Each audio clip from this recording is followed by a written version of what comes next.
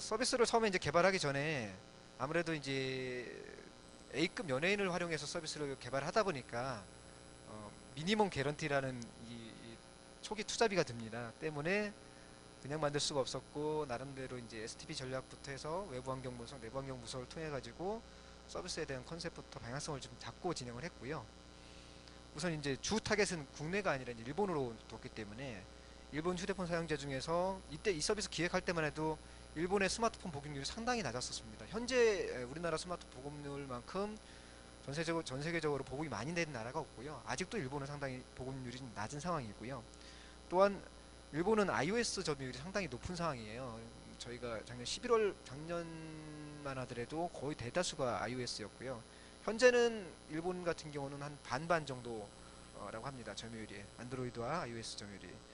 그래서 저희가 일본 휴대폰 사용자 중에서 한국어에 관심이 있는 고객, 이제 이건 한국어 여행객들을 우선 첫 번째 핵심 소구 포인트를 잡았고요.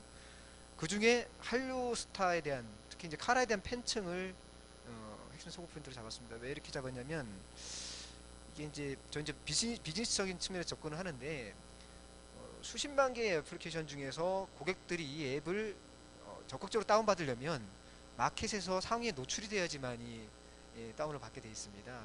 그렇기 때문에 마켓 순위를 한 번에 쭉 올리려고 한다고 하면 그런 충성도 높은 고객들의 구미를 좀 맞출 필요가 있었기 때문에 이런 핵심 소고 고객층의 니즈를 파악을 하고 그들이 원하는 기능들을 좀 삽입을 했습니다. 교육적인 효과하고는 좀 별개로 저희가 좀 생각을 했습니다. 그래서 이제 그 중에 말씀드렸던 것처럼 한류 스타에 관심이 높은 분들, 또 한국어에 관심이 높은 분들이라든지 한국 여행을 오겠다는 분들, 우리나라 내방 여행객 중에서 가장 많은 여행객이 중국이고요. 중국하고 거의 비슷한 수준으로 일본 관광객들이 많다고 합니다. 그래서 뭐 여행을 오시는 분들 같은 경우 필수 아이템으로 손에 들리겠다라는 목표를 가졌고요. 또 하나는 이제 B2B 고객을 무시할 수 없습니다. 그래서 한류라는 걸 가지고 국내 제조사든 국내 서비스 업체든 아니면 일본의 제조사나 서비스 업체든 간에 한류라는 걸 가지고 마케팅을 하겠다라는 그 잠재적인 B2B 고객들이 있기 때문에 그런 고객까지 포함을 해서 타겟을 잡았고요. 이분들에게 이제 제공할 수 있는 편익으로서는 B2C로 본다고 하면 카라의 이 육성 목소리를 듣는다는 것만으로도 열광을 하는 그 팬덤들이 상당히 많습니다. 그런 분들, 그리고 그런 분들 같은 경우는 그 카라가 뭘 하나 내놨다라가 무조건 구매하시는 분들입니다. 그리고 이제 실제로 기능적으로 학습에 대해서 관심 있는 분들, 또 이제 B2B 고객들을 대상으로 한다고 하면 마케팅적인 측면에서 이 앱이 활용도가 필요하신 분들에 대해서 활용 가치를 극대화시키고자 했고요. 서비스 컨셉은 그래서 카라와 함께 한국어를 좀 더 쉽고 친근하게 배울 수 있는 실용 한국어 앱으로 두었습니다. 네, 포지셔닝으로 보면요. 스마트폰 애플리케이션과 기존의 앱 기반의 학습과 기존의 그 온라인과 오프라인 학습을 좀 비교해서 이제 포지셔닝을 잡아봤는데요. 학습의 편의성으로 본다고 하면 아무래도 이제 이동성이 담보되지 않는 기존의 이제 오프라인과 온라인 강좌보다는 스마트폰이 훨씬 더 그 편의성은 높다고 생각을 해요. 하지만 현재 나와 있는 이 앱 같은 경우는 편의성 측면에서는 전문 교육 앱보다는 편의성 좀 낮은 상황이고요. 계속 기능 개선과 업데이트를 통해서 이제 편의성을 높여갈 생각이고요. 그렇다고 또 전문 학습 앱으로 포지션을 하자니 그런 핵심 충성도 높은 유저들까지 포함하기에는 저변이 좀 너무 좀 넓히기 힘들다 해서 가벼운 형태의 스타 전문 앱 쪽으로 방향성을 좀 확장시킬 생각입니다. 그래서 보시면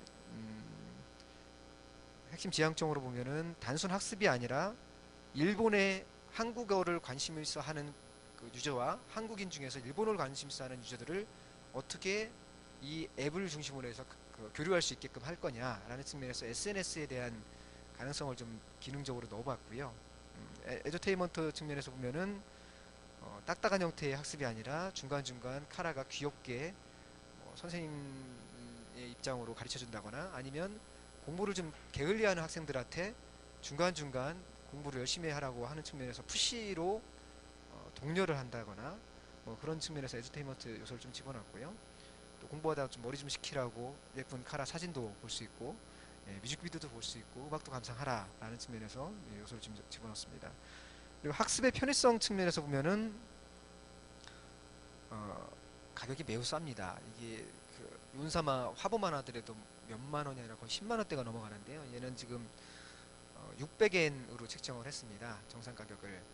하지만 중간중간 파격 할인을 해서 350엔까지도 간 적이 있었고요. 1시간 단발 이벤트로 해서 90엔까지도 한번 한 적이 있습니다. 예, 그런 식으로 해서 가격적인 측면에서는 중간중간 이제 배를 좀 뒀고요. 또 이제 개인화 측면에서 보면은 LMS 간단한 형태의 LMS를 좀 제공하고 있습니다. 그래서 북마크라든지 어느 측면 어디까지 학습을 하고 있는지에서 이어서 학습할 수 있는 기능이라든지 그런 측면에 이제 개인화 같은 걸 좀 적고요. 또 카라 멤버 중에서 한 명을 선생님을 선택해서 그 카라 멤버가 선생님으로 강의를 할 수 있게 예, 그런 기능도 넣었습니다.